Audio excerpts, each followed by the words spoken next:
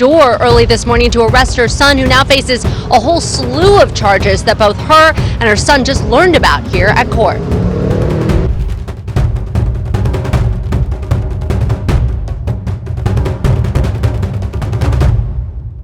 This morning, breaking news out of Los Angeles. Federal agents have captured a prominent drug kingpin following a coordinated series of raids throughout the city. This morning, breaking news out of Los Angeles. Federal agents have captured a prominent drug kingpin following a coordinated series of raids throughout the city. At 4:57 a.m. in Los Angeles, California, a Chinese drug lord was unveiled. 700 federal agents targeted 19 locations across the city, including ports, warehouses, and secluded private residences, all interconnected. What happened next revealed a concealed distribution network driving drugs, money, and fear across California. Allow me to show you.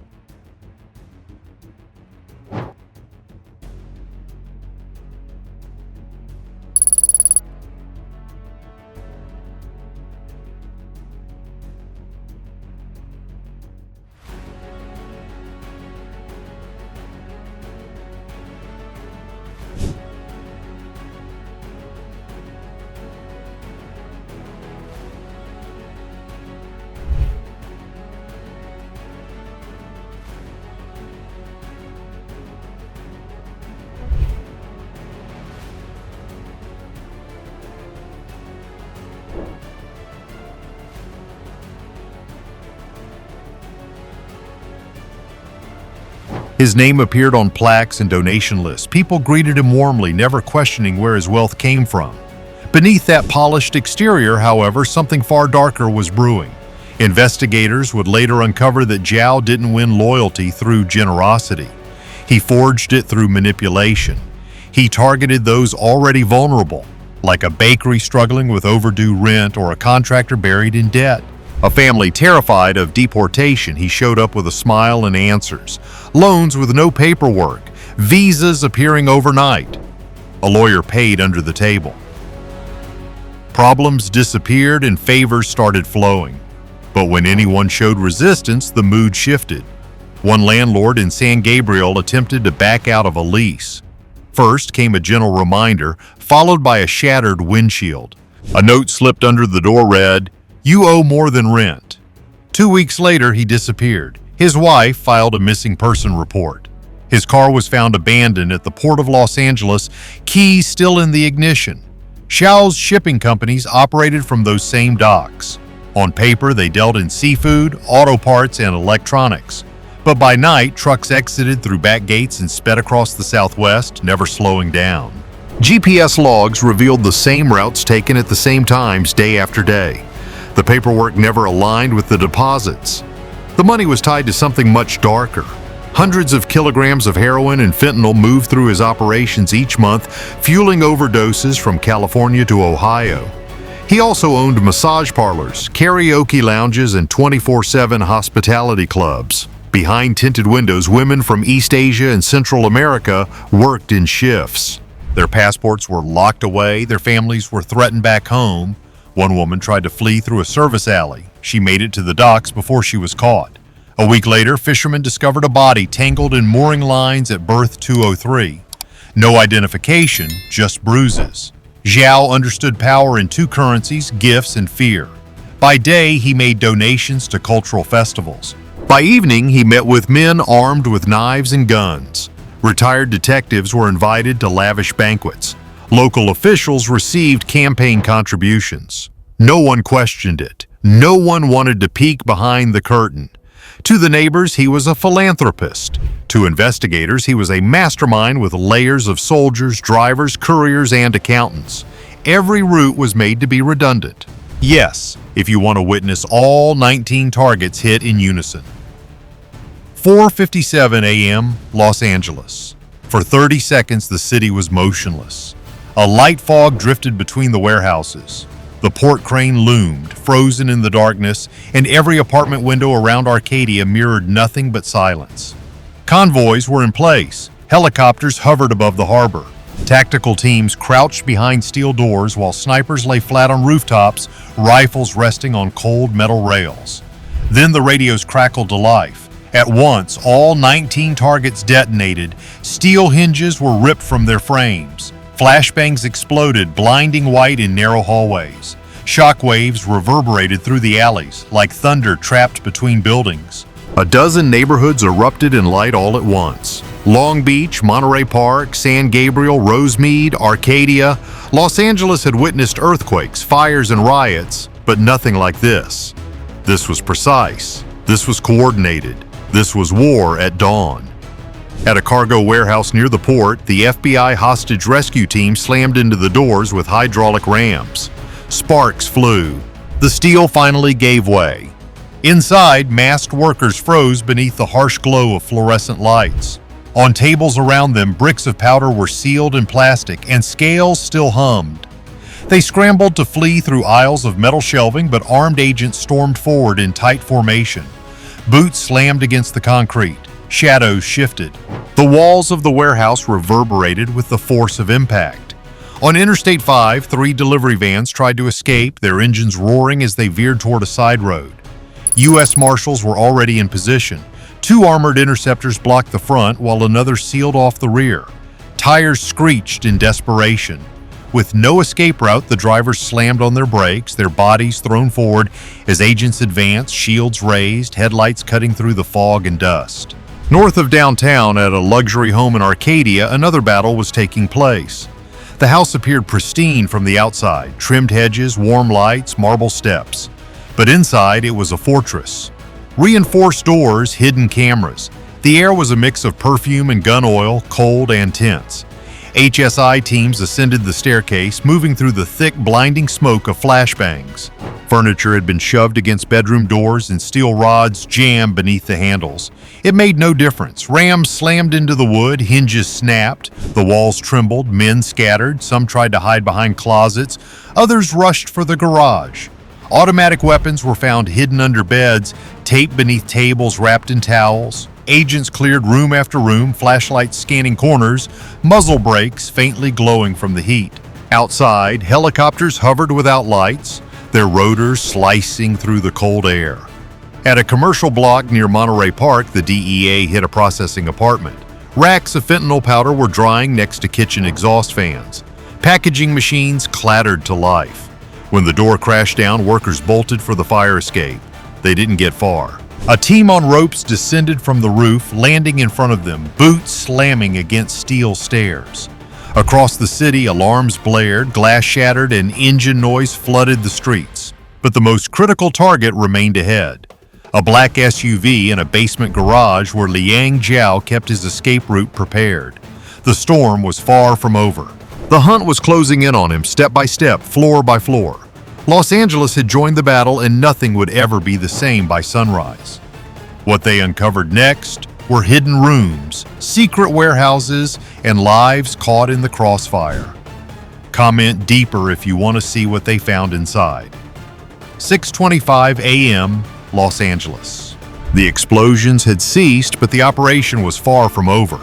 What followed was slower, quieter, and much more revealing. The night of action turned into a morning of revelation. By sunrise, the city was enveloped in layers of federal presence. Roads were blocked off. Warehouses were sealed with tape. Patrol cars sat at intersections, engines running, their headlights cutting through the thick fog. Convoys moved cautiously from target to target, not to engage, but to secure, search, and uncover. At a massive distribution center near the port, agents pried open loading bays that had been welded shut. Inside, the air was thick with the scent of metal and chemicals. Forklifts stood idle beside pallets of seafood boxes. Ice melted across the floor. Beneath the frozen fish, bricks wrapped in green plastic marked with a red dragon symbol lay hidden. Each brick was identical in weight. Stacks of envelopes stuffed with dollars, yuan, and pesos were neatly sorted by region: Chicago, Columbus, Omaha, Spokane. It wasn't just a business, it was a financial nerve center designed to move money faster than authorities could track. In a former restaurant now converted into a private club, the lights were still on. Tables were set. Music equipment stood ready for another night. Federal teams moved through the room, spreading out methodically. Behind a soundproof door, they entered a windowless basement. The air was thick and stale. Beds lined the walls. Dozens of phones were charging in neat rows. On one table, investigators uncovered passports, real names, fake names, and multiple photos of the same faces. Some documents belonged to women who hadn't been seen by neighbors in months. Others had no local records at all. At a small industrial yard, ICHSI discovered shipping containers converted into makeshift holding rooms. Inside, there were mattresses, plastic chairs, and a bucket. The metal walls bore scratches, and the steel doors had additional locks. In one corner, a pile of identification cards sat covered in dust. None of them matched the names on the cargo manifests. Everywhere the teams went, the same pattern emerged, a calm exterior concealing a hidden operation. Behind a travel agency, they uncovered a room filled with routers and VPN towers. Wires hung down the walls like vines. Screens showed accounting ledgers, Chinese characters, and coded symbols. USB drives were scattered throughout the room. Agents collected them meticulously, aware they contained crucial data: pathways, buyers, suppliers, routes, and payment systems. On the roof of a condominium complex, DEA chemists inspected ventilation ducts stained with powder. They scraped samples and sealed the evidence in bags. The chemical signatures matched seizures from the Midwest. What left Los Angeles didn't stay in California. It fed a national pipeline. By late morning, a temporary command center had been set up in an abandoned supermarket. Folding tables filled the aisles and evidence piled up by the minute. Rifles with filed-off serial numbers. Stacks of cash bound with rubber bands. Suitcases packed with perfume bottles hiding narcotics. Surveillance cameras, notebooks filled with names and dates, shipping labels for seafood, electronics, and toys. One senior agent walked the area slowly. "This isn't random crime, Bissarzam," he said. "This is architecture." Los Angeles had been living with a hidden machine, one that intertwined money, drugs, and human lives. And now the walls were finally coming down. The raid was no longer just a battle. It had turned into an anatomy lesson, a meticulous unveiling of something vast and methodical. The storm that began before dawn was now spilling into the daylight. With each new room, another layer was uncovered. Every discovery led them deeper, and at the heart of every trail was one name: Liang Jiao. 6:55 a.m., Los Angeles. By the time daylight kissed the rooftops, the full scope of Liang Jiao's empire was no longer a mystery. It was a system. It was layers. It was a blueprint. Agents from the FBI, ICE, HSI, DEA, and U.S. Marshals stood over tables heaped with evidence. They weren't examining random items, they were looking at the components of a larger system. At the top of every chart and timeline was one name: Xiao. He didn't shout orders, he didn't leave messages, he operated like an intelligence officer through distance and discipline. His public persona remained effortlessly charming. Charity events, investments, community dinners, on the surface, he appeared the model citizen. But privately, he commanded a network that functioned like a military operation. Beneath him were 5 lieutenants, each overseeing a different domain: narcotics, money, human trafficking, corruption, and enforcement. Each lieutenant held a quiet but firm authority. They managed teams that never interacted, each operating on separate routes, using different warehouses and driving different vans. If one segment failed, the others remained intact. That redundancy was by design.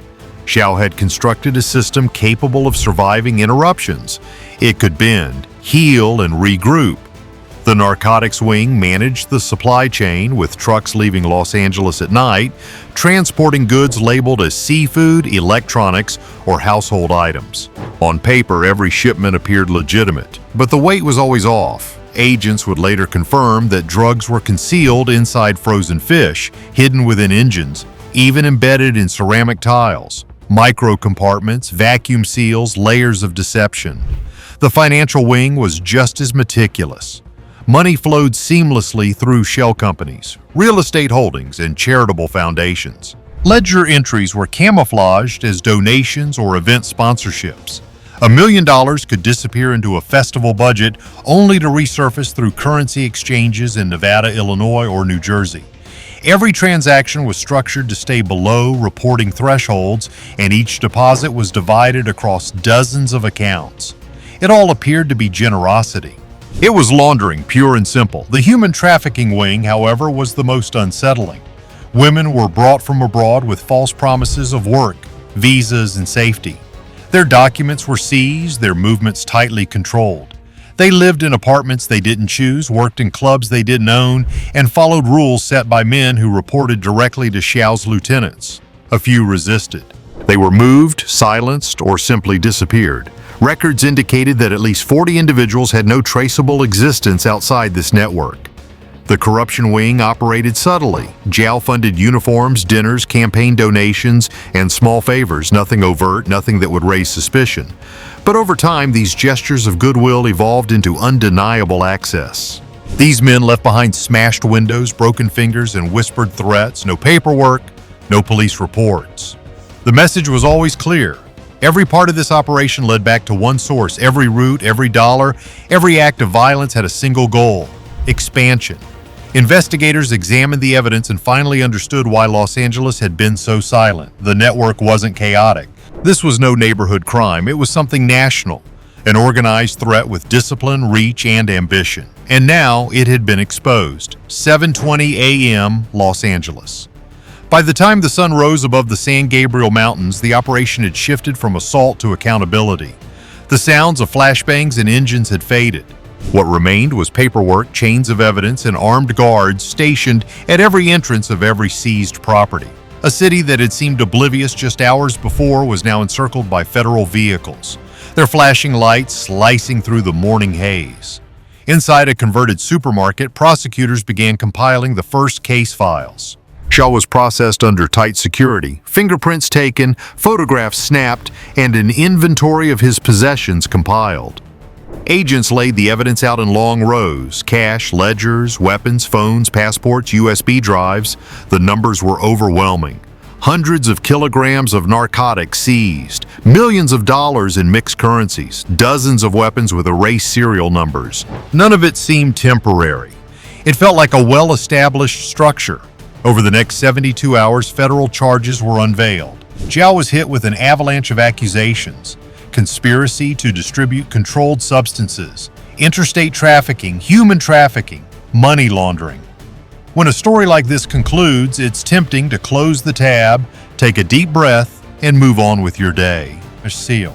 But what happened in Los Angeles before sunrise isn't just another headline or a federal raid we'll forget about by next week. It's a stark, inescapable reminder of something much deeper about the country we live in. For years, a machine operated right beneath the surface of a major American city. A machine that moved drugs, money, and human lives with the same cold efficiency as a corporation. And it didn't grow because people were blind. It grew because it learned how to hide in our blind spots, in good neighborhoods, behind charity events, and within businesses that seemed harmless. It thrived in the space between what we assume is safe and what we never think to question. The lesson here is uncomfortable but essential. Evil doesn't always announce itself. Sometimes it wears a suit, shakes hands, donates to festivals, and smiles for the cameras. And often the people who need help the most, the women without passports, the workers trapped in debt, the families threatened by fear, are the ones we seldom see. So as the dust settles, ask yourself, what systems around us appear stable but aren't? What communities are crying out for help but we aren't listening? And what dangers are we tolerating simply because they've learned to blend in? If this operation proved anything, it's that silence is a luxury we can no longer afford. Awareness is protection, and truly paying attention is often the only thing standing between order and chaos. If you're still with me, thank you. Now I want to hear from you. What part of this operation shocked you the most? The drugs, the money, or the human trafficking? Drop your answer in the comments. I read them all. If you believe every community deserves safety and dignity, leave a blue heart. And if you want to see more investigations like this, hit like, tap subscribe, and share this video so more people can understand what was hidden beneath Los Angeles. We're not done yet, and awareness is our first line of defense.